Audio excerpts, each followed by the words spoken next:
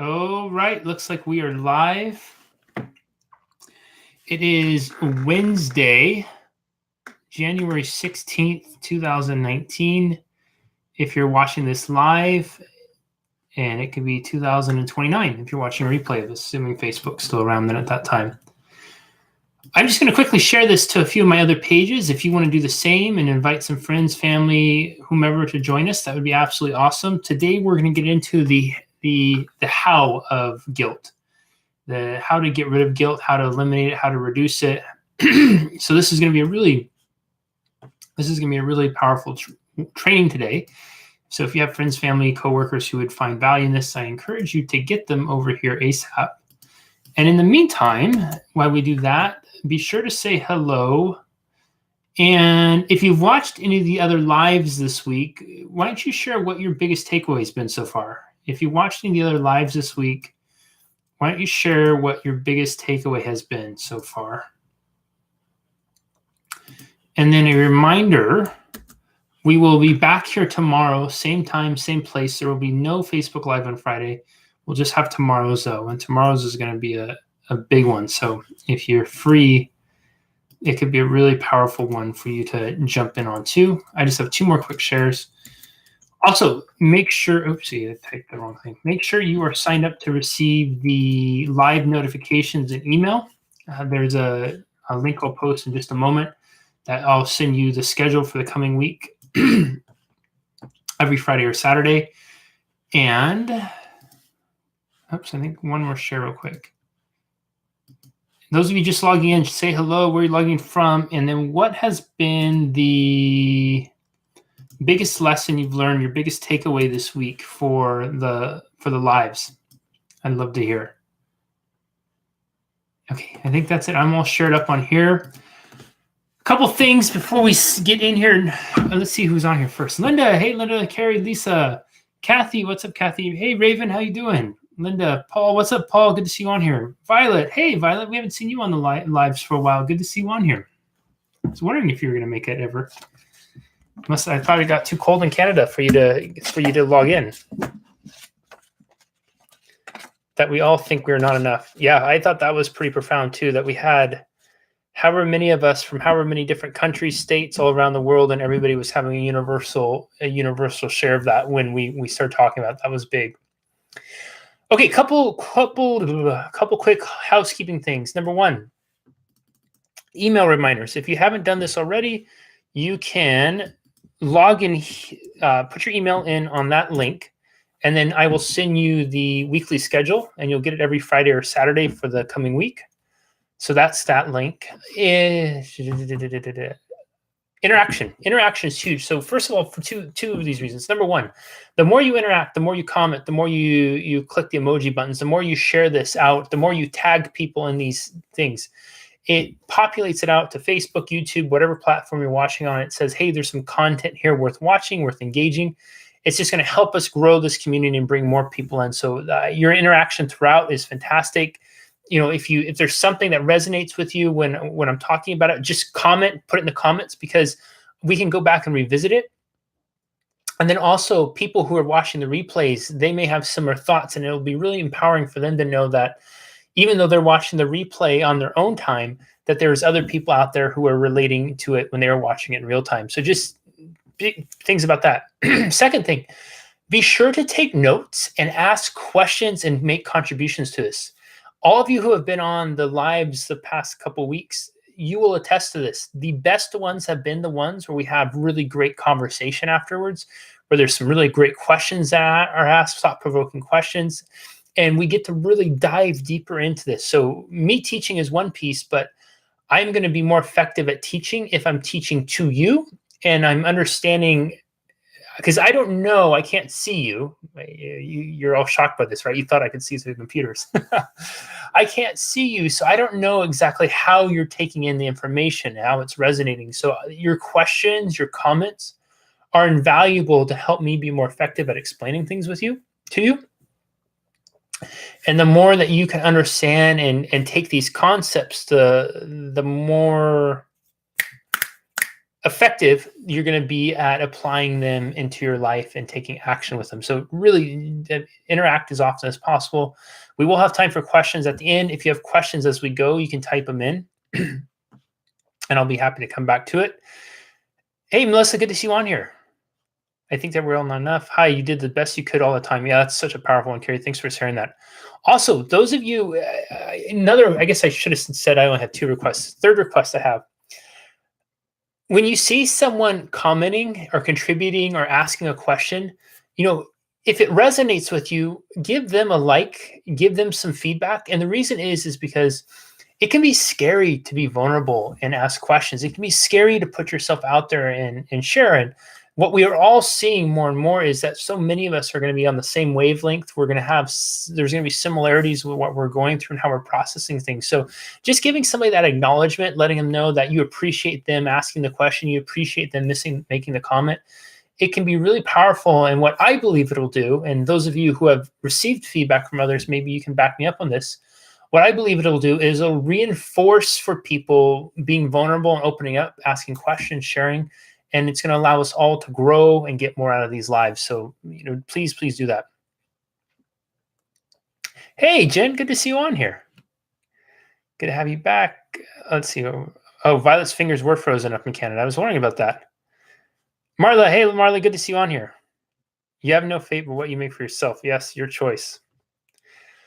Awesome. Oh, Christine, I just saw you popped in. Christine, how's your homework coming along? I want to hear an update from you about that.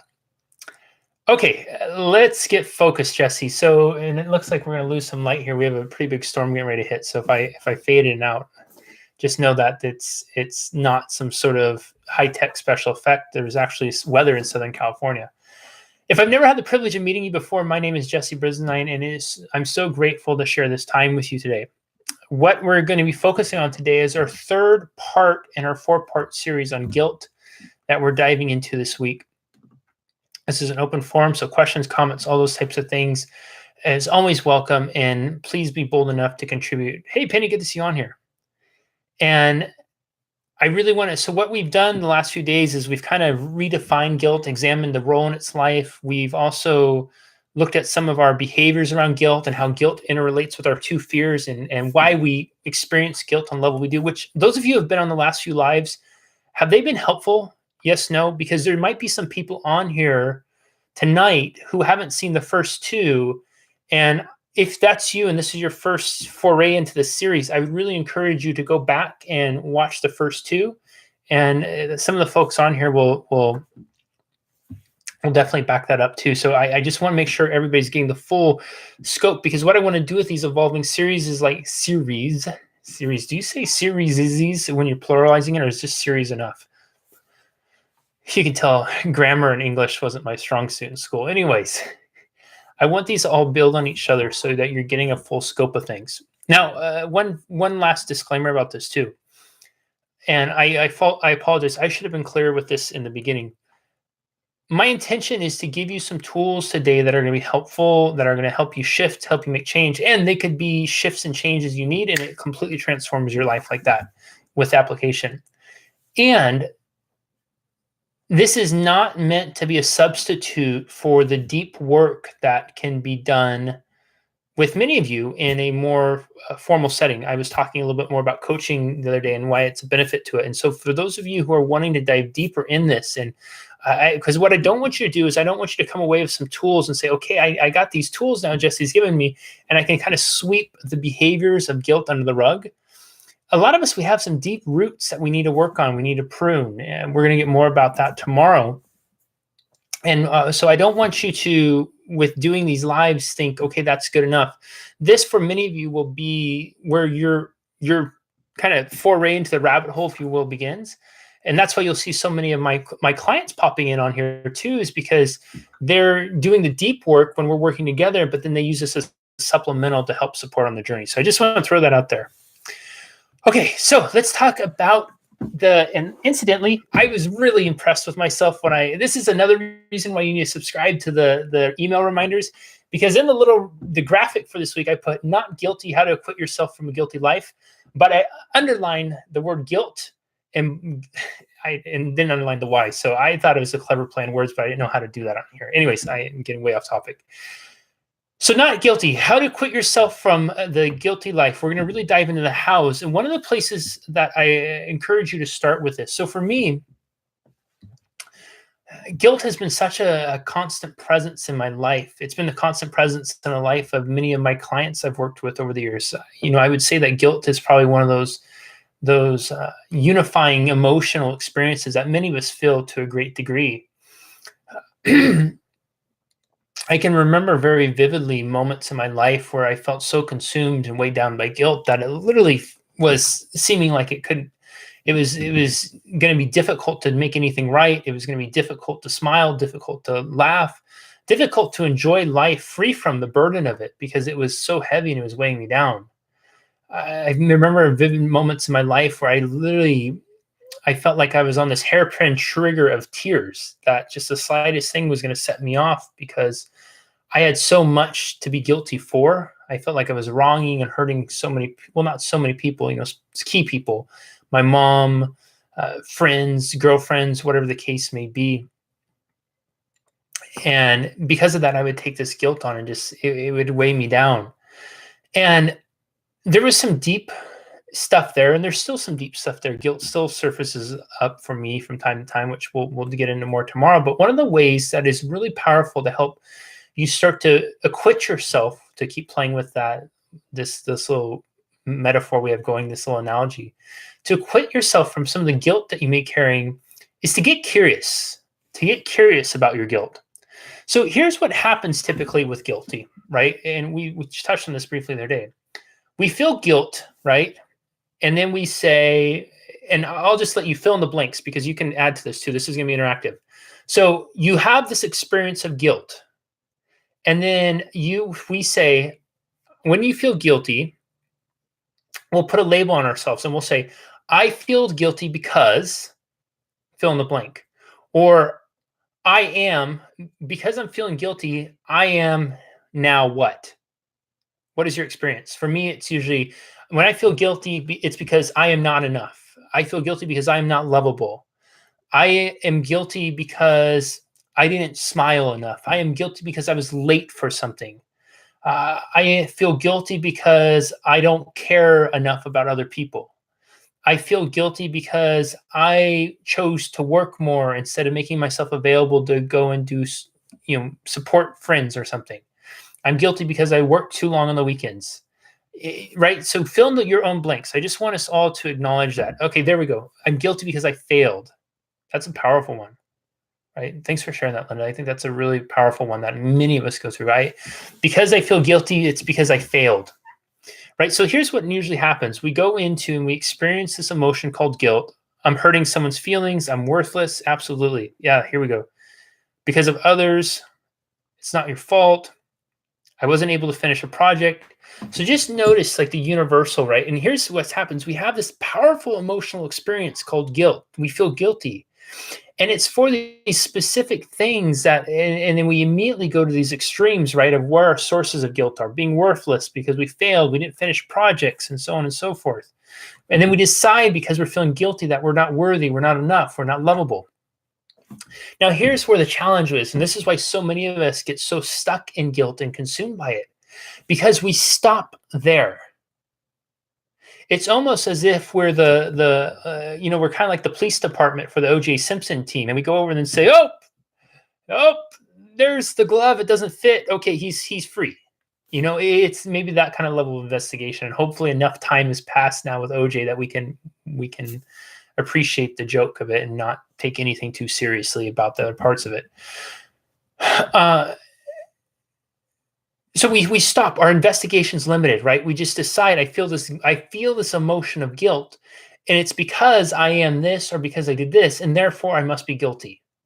And that's it, period, in a sentence. No further investigation is needed. But any of you who have ever watched a good crime show or a good courtroom drama or read a good like John Grisham novel know that appearances are not always as they seem. I just watched this movie the other day, which I'd watched a long time ago when it first came out, The Bone Collector. with Denzel Washington and Angelina Jolie. And it's funny, you know, I hadn't seen it since it first came out, but I could remember who the killer was. And the way the movie positions it the whole time is there's a person in there that is strongly suggested. And so when it comes time to uncover who the killer is, there's a brief moment where you think that you're getting confirmed that the person you suspected being the killer all along really is a killer. And there's a swerve. But see, the reason we decided that is because there was no further investigation. We made a decision. Well, there's something off about his demeanor, the way he was, so he must be the killer. That's it in the story. I did this. I must be guilty in the story. So when I say get curious, we have to get curious beyond our initial label.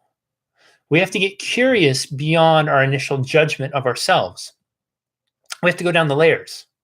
So what's beneath that? It's asking ourselves powerful questions like, why am I feeling like this?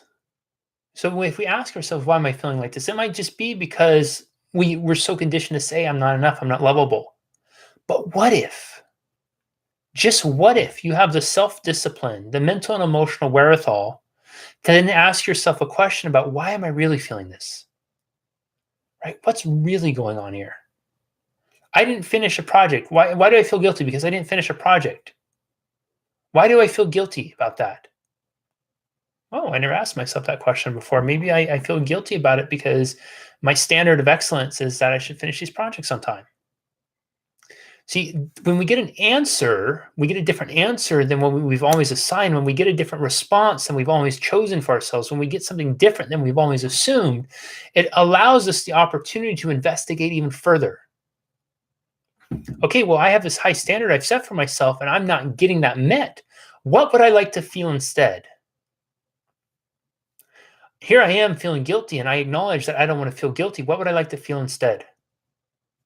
Oh, well, maybe I'd like to feel love, right? We talked about that quite a bit yesterday, is that oftentimes guilt is this placeholder for love. And we usually leverage our guilt in a way to try to demonstrate our love. The more guilt we feel, the more love we have. So if we really want to feel love, it begs the next obvious question. What do I want instead? If I want love, how can I experience love right now? What can I do to show love? What can I do to demonstrate love? What can I do to experience love? Does this make sense? See, where we get stuck in many of our emotional states, guilt, sadness, so on and so forth, it's because we're so quick to just put the label on it and say, I feel guilty and I'm guilty because, and then we stop there. I'm guilty because I'm not enough. I'm guilty because I'm a failure. I'm guilty because I'm not a good mom. I'm not a nice person. I'm not a good son. I'm not a good daughter, lover, brother, whatever it is. But we don't investigate further. We just stop right there. It's in your curiosity, it's in your further investigation that you're going to uncover the real answers. There's always something beneath the surface. But if you stop at the surface, you're going to get what you see. See, most of what you need to see is beneath the surface. You think about all those good crime dramas, all those good crime books that you love and enjoy, the ones that have the twist endings. The Sixth Sense was such a great example of this, right? Because most of us, we never saw it with Bruce Willis end up actually being dead. But then if you go back and watch it again and you look for those examples, you look for those clues, there are clues all throughout the movie that he's actually dead, that he's one of the dead people Haley Joel Osment sees. But we had already made the decision early on that that wasn't a case because it wasn't in our realm of comprehension. But now when you rewatch the movie, you're noticing those clues that are in front of you all the time.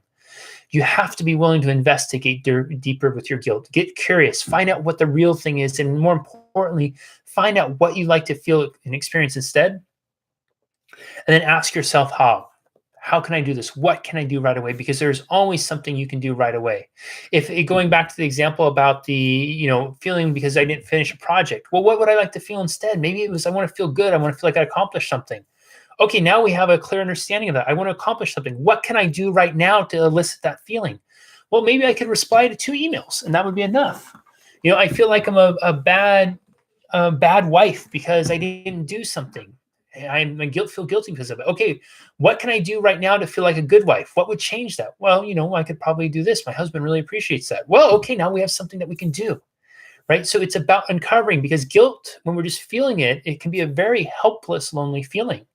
And it's almost like something we have to feel through because it feels like such a punishment or burden to bear. See, here's another thing with this. Guilt, as we hinted at yesterday, there's a positive intent behind it for most of us, and for most of us, that positive intent is love. It's inspiring us for more. It's kind of reminding us that we're capable of more, that we could do more, we could achieve more, we could love more, we could care more, we could be more kind. But we typically never realize it or connect to it because we stop so quickly at the initial label. We stop so quickly at the initial guilty assignment. You're guilty because, and then that's it. Well, really, maybe there's a positive intent. See, what we know is guilt is knocking on the door of, hey, I want to feel more loved. Hey, I want to be more loving. How can I be more loving? How can I give more love? How can I feel more love? Does this make sense? Are you all with me so far on this? Yes? Yes? And I love this interaction. This is such an awesome conversation. So keep it coming, because what I'm going to do is when we're done, I'm going to circle back through everything and look for questions. And then when we're offline, I'll also come back and look at the comments and see if there's anything I need to respond individually. And I want you all to keep engaging with it too. This is fantastic. Thank you, everybody. You're awesome. But is this making sense so far? Are you all with me with this? So we have this curiosity with, and then we also have the opportunity to acknowledge that there's likely some sort of positive intent behind it. Yes, yes. I like that. Good emoji, Angie. Cool. So this next piece, the next piece of this I want you to really look at is,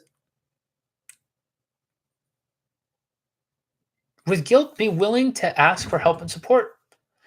You know, it sounds cliche, it may sound overly obvious, but any of you on here who have been chronic guilt sufferers know that it's something that we often elect to suffer in silence, because we feel so guilty about why we feel guilty. And for many of us, it's a burden we assign, or it's a punishment, a penance we assign to ourselves, and we feel it's our burden to bear alone. And because we feel and believe that it's our burden to bear alone, we are hesitant to reach out. We're unwilling to dive deeper. And we bury it and we bury it, and we just tell ourselves that, oh, I got something stuck in my eye. This is how it's always been. This is what's going on. This is the reality, whatever the case may be. But we won't reach out and ask for help. And with something like this, again, and this is why I prefaced this earlier today with saying, is like, I want you to look at this and I want to give you some tools that can empower you and make a positive impact in your life. But if you want to go deeper and you really want to get to the root of some of these things, you got to do something with either coaching, and whether that's with me or somebody else or whatever it is. I don't want it to seem like you got to come to me. But what I want you to do is, if there is something, the feeling that you need to dive deeper with all this, honor that feeling, explore, get help, get support, because you deserve it. All of us do. This is not something we have to deal with alone. We just can't. Human beings by nature, right? The reason our species has survived and thrived above almost all other species is because we're communal, right? Once upon a time, when we had to go out and hunt for food, and our main sources might have been like a saber-toothed tiger, but a saber-toothed tiger was out there. One-on-one, human beings with crude tools, they're not taking down saber-toothed tiger. But 1 in 10 now strategies to do it, right? Go out and build a building typically by themselves, but if you get a group of human beings, they can build shelter very quickly and cover a whole community. Same thing, one human being trying to grow crops to feed a city, it's not going to happen, but a community can. There's a proverb that I just heard the other day that if you want to go fast, go alone, but if you want to go far, go together. See, it's our nature to come together to help support one another. We don't know what we don't know. We don't have the capability necessarily to get out of our own way when we're so fixated on our problems. Because here's what we're doing with guilt. We're feeling the emotion, and then we just decide that we're guilty, like we already reported. And when we decide that, we think, okay, well, now I'm at fault. It's my problem. And we don't reach out and ask for help and support. If you're a chronic guilt feeler, you got to get support. You got to get help. Because it is going to be something that will chew you up, and it will gnaw at you, as you all know, if you're here and you've ever experienced it before. If you want to really work through it, reach out and get some help and support. And the last thing I want to share with you all around this, and then we'll open up for questions. We have to be willing, if we really want to eliminate guilt from our life, or at least at the level it's been, or severely reduce it, the experience of it, We need to be willing to release the emotional baggage, the emotional burden that we have associated to it. How many of you, out of curiosity, how many of you followed follow my personal Facebook page and saw the video that I posted on, was it maybe Saturday?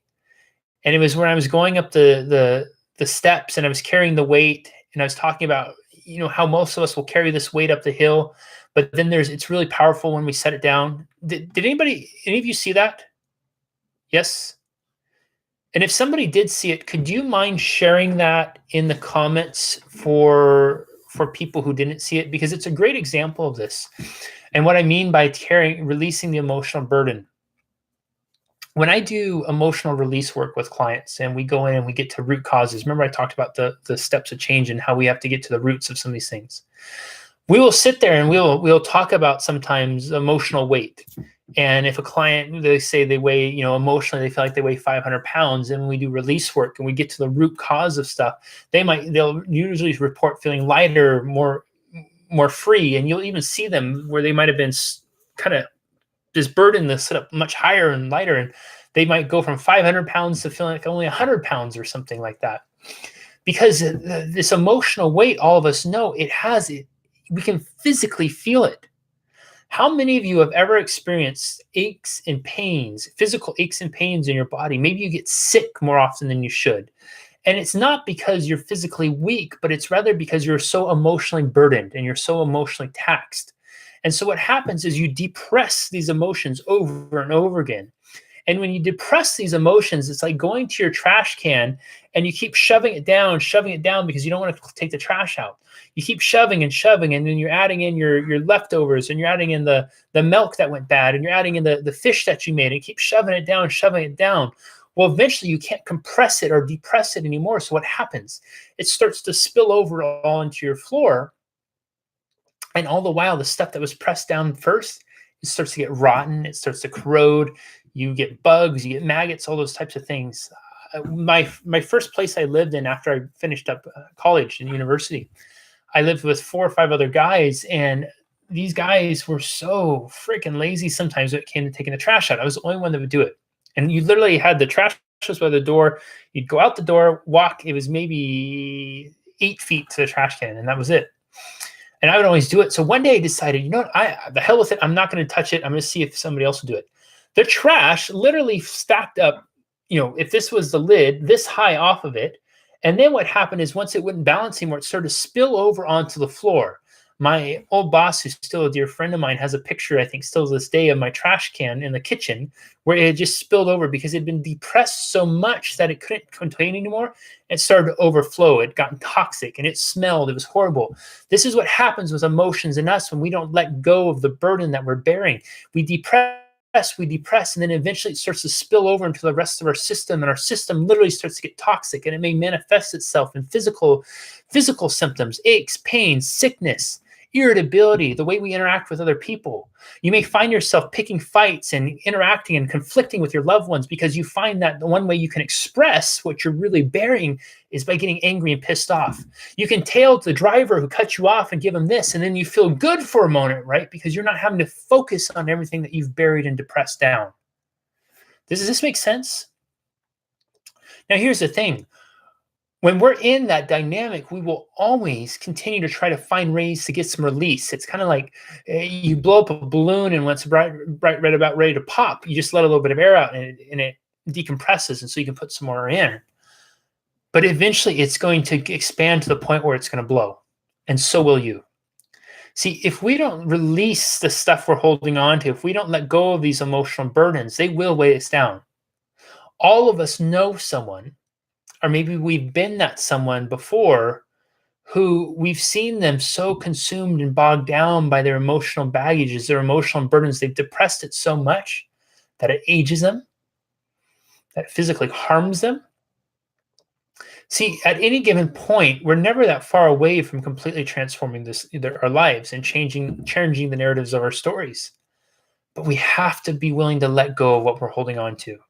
We have to be willing to change our story about why we feel guilty and why we've been holding on to the sources of our guilt. Because until we do that, we're going to continue to carry around that burden. We're going to continue to carry around that weight. So that's what I have for you all today. Has this been helpful? Yes, no? And then what questions do you have? Questions.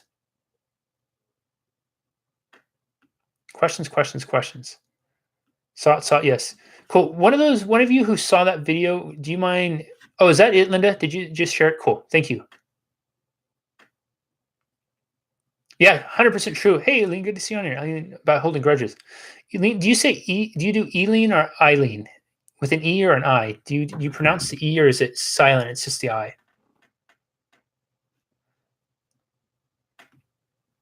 My last real job nearly killed me. Quitting was the best thing I ever did. Never looked back and felt 100 pounds lighter. Yeah, I think all of us have had that.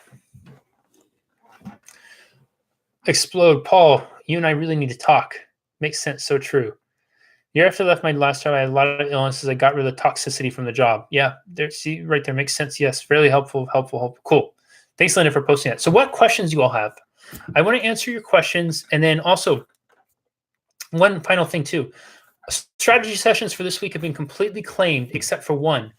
I had a cancellation for right after this, so I thought I would throw it out there and say to any of you who are really interested about doing coaching or serious about wanting to dive deeper into this, do some inner work about yourself and looking into doing a formal coaching program with me.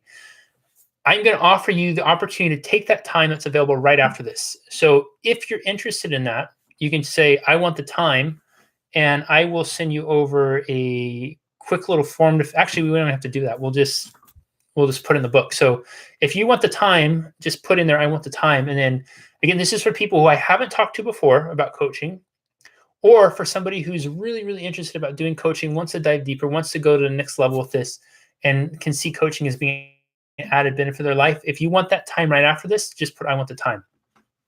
But anyways, let's talk about you. So first of all, big takeaways and what questions you all have. I want to answer your questions. There's so much great comments. All of you who have been commenting, writing on here, engaging, thank you so much for that. You know, there's so much on here that Facebook won't even let me scroll back up. That's awesome. So there's going to be some great stuff, and I will circle back around to just interact with all those after we're done. Then I do the strategy session. Thank you.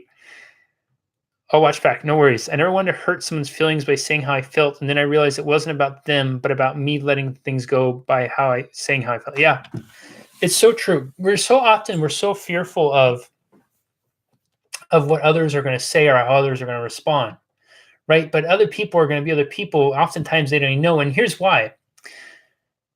Actually, Violet, I think you were here for this. You were there for that. When I did my first Unlock Your Greatness. Oh, Violet was there. When I did my first Unlock Your Greatness event, which is one of my live events I do with folks, one of the things I opened with at the beginning was, and there was 50 of us or so from I think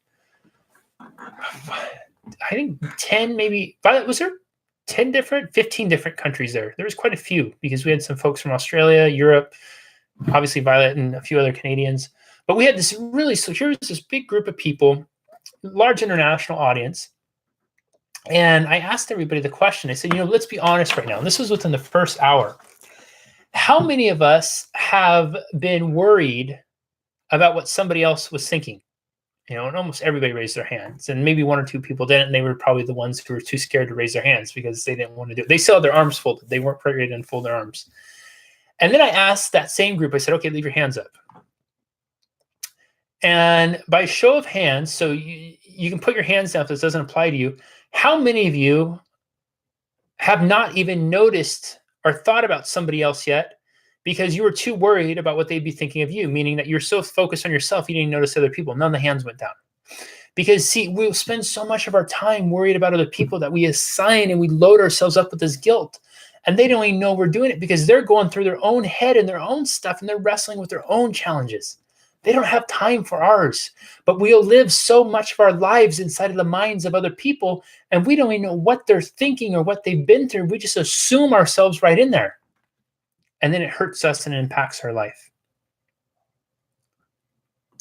Paul, do you want that time right after this? That'd be awesome. Thank you for being here, Christine. And let me know about your homework, all right? How do you get rid of guilt from the feeling of loss? So I thank you so much for that question. And I'm glad you asked it because I think that's probably one of the most prolific areas that we will experience guilt in, is that guilt after loss. It's the shoulda, woulda, coulda, wish we would have done something more, right? If only this, if only that. And there's a few things, Eileen. And again, is it Eileen or Eileen? Do you pronounce the E or the I? I don't want to mispronounce your name. Applying all these things is crucial. I so wish my TED talk was out like right now, because it deals with this in much greater detail. And I really want you to watch it when you do, because it'll help make so much more sense.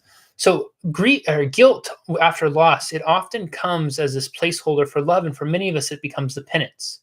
We feel guilty when we lose loved ones because we think we should have done more, we could have done more, we wish we would have. Right? We get this concept that all of a sudden now we're supermen and women, and that if we could go back in time, we'd make amends, and it wouldn't be like it was. There wouldn't be the unsaid things. I felt tremendous guilt after my dad died unexpectedly, because I had held on to the narrative so much of who he was based off of his and my mom's relationship and how I learned to view him. I felt tremendous guilt after my friend Gabe committed suicide, because I thought I should have been there. I should have known. I should have been able to stop him, to change his mind about it. And so I would assign myself guilt. I would load myself up with guilt because I believed I deserved that guilt. I believed that I wasn't, I believe that I was in some way responsible for what happened, and that I should have had the wherewithal to be able to do something to change it. So what I did, and this is kind of the surface stuff with this, Eileen, and then we can dive deeper with this, is to be able to get rid of guilt. It's going through and applying these things, right? See, with me, I felt guilt so much because I wanted to be able to love more. And I knew I couldn't go back and change it. So what I began to ask myself is, how can I love them more right now, in the present, and in the future? I wasn't asking myself that question when I was just feeling guilty. Even though they had passed away, there was still a way for me to love them now in the present and love me in the future. How to do that? It's by living my life in a way that honors them. It's about living my life in a way that makes their legacy that lives on through me a legacy of love, happiness, and joy, because I know that's what they would want from me.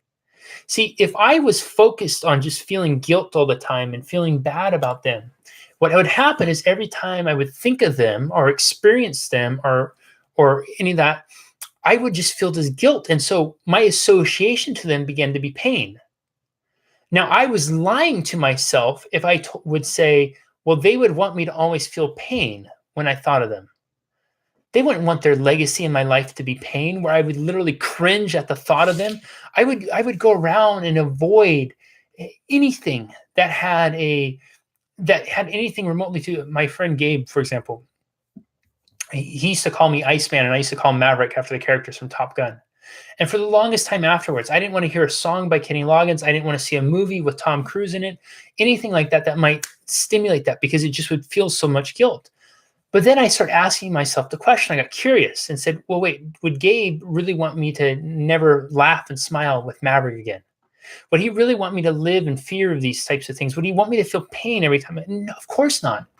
See, it's with our curiosity that we can start to learn for different alternatives. It's through our curiosity that we can start to uncover what's really there, what's a bigger purpose for us. And so that's where I would start with you, Eileen, is looking what do you want to really feel instead, and especially when it relates to people you've lost, what would they want you to feel instead? What would they want you to experience instead? See, we may lie to ourselves after loss because of how we're experiencing it, but more often than not, we will not lie to the loved ones that we lost and what they would want for us. Does that make sense? Is that helpful? Paul, okay, cool, Paul. We'll meet right after this. I realized today that my guilt over feeling stressed and semi falling apart after a bad workday was sort of me being like a child fighting the need for a nap. I gave myself permission to be upset about a shitty day and permission to not do anything tonight except what feels good and go to bed early. It really lifted my mood and guilt is gone. That's awesome. And Angie, you chose to spend some time with us as what makes you feel good. I feel very honored by that. Thank you for doing that. And it's so important to just honor yourself when you're in that space. It is so important. Kathy, I can relate to that. I've not been well this week, but the nap was worth it. Yeah. It is. And thank you for sharing that, Kathy. We have to check in with ourselves, right? Our bodies are amazing things. Our minds are amazing things. Our hearts are amazing things. And they will do extraordinary things when asked of, but we also have to give them time just to decompress. Usually I will work pretty late on a Wednesday night, but I could kind of tell, I was thinking, maybe I feel like I deserve a little early night. So I'm going to meet with Paul right after this. And then after that, I'm going to do a few little odds and ends things. And then by 6 p.m. or so, 6:30 p.m. my time, I am going to fully commit to watching some stupid movie I started watching last night and watch the end of it. So just because I can feel like it would be great. I like this guy. Awesome. I first felt tremendous guilt listening to music. Yeah. Oh, cool. So helpful. Thanks, Eileen, for saying that. I totally get you. I think many of us would feel that too, because we would feel this responsibility, like, how can I do this and enjoy this when they can't and they're not there? And that's our story we tell ourselves. See, there's a lot of uncertainty in death, but where we can get certainty always is from our loved ones we've lost. We can be absolute certain about what they would want for us. And it's in that certainty that we can allow them to be our guiding light towards healing. What Jesse is saying made my Christmas so great. Oh, that's awesome, Linda. Makes complete sense. Cool. All right, I have time for one more question, and then I'm going to jump off and meet with Paul. Anybody have one other question to throw out? So, and then really quickly, so as a reminder, tomorrow is, what did I say the focus was? Oh yeah, tomorrow is just going to be on Real Talk, the good, the bad, the ugly of guilt, impact on our lives, and the secret payoff from it. Full disclosure, tomorrow is going to be a big vulnerable day for me. And it's one that I told you at the beginning of the week, I was terrified to even plan, that I would be a miracle if I made it happen. And my goal for the week was to do it because it's stuff that I need to address. And I think it's really important for me to clarify this. One of my fears I've had before is as I get into this role in the world with people and helping is, sometimes is it people think that I should never have challenges? Is it people think I should never have my own stuff? And I do. And I would be lying to all of you if I didn't try to act like I don't. And I think everybody does. And just because you get in this space where you're able to teach and help, part of it is we're always our own students. And it's about learning and having these tools and applying them to our lives as well as we can help others with it too. And so tomorrow is going to very much be about that. I have no real agenda for tomorrow. I just want to show up and kind of be vulnerable and open up a conversation, a dialogue. And if you're free at 4 p.m. Pacific time, which same time it's been all this week tomorrow, I'd love for you to join in with it. Also, there's no other strategy sessions for this week, but if you want to grab one of the ones for next week, I think you can message me with that. If you deal about the carrying the weight, scroll through the comments here, and I think Linda posted it in here, and you can also see it on my personal Facebook page, which make sure you're following me over there because I post stuff on there too. Huge thanks to all of you. You have been interacting. You've been supporting one another. And those of you who have contributed and got some likes and stuff from others, it feels good, didn't it? It feels nice to have that feedback and then I just want you to notice it, what we're creating here as a community. We had over 100 comments. We've had bunches of shares with this. We've had people show up that we haven't had before. And that's because of all you. So I am so grateful for you all doing that. I'm so grateful for you tagging your friends in this, for sharing it on your pages, for the interaction, whatnot. I promise you that I will circle back around through and make some notes and just check in with you who have made some comments on here to make sure everything's clear. And that will be after Paul and I speak. And I think that's it. So you all are awesome. Wherever you are, I love the emojis to close out. So wherever you are, morning, noon, or night, remember, carpe diem, seize the day, seize the moment. You only got one shot at this moment, so make the most of it. I send in lots of love to each of you. I appreciate your time. Thank you. We'll see you tomorrow. Bye-bye. And then, oh, Paul, Paul, can you send me a message on Messenger right now, and then I'll call you through Messenger. All right, and we'll do it that way. All right, everybody. We'll see you later. Bye-bye.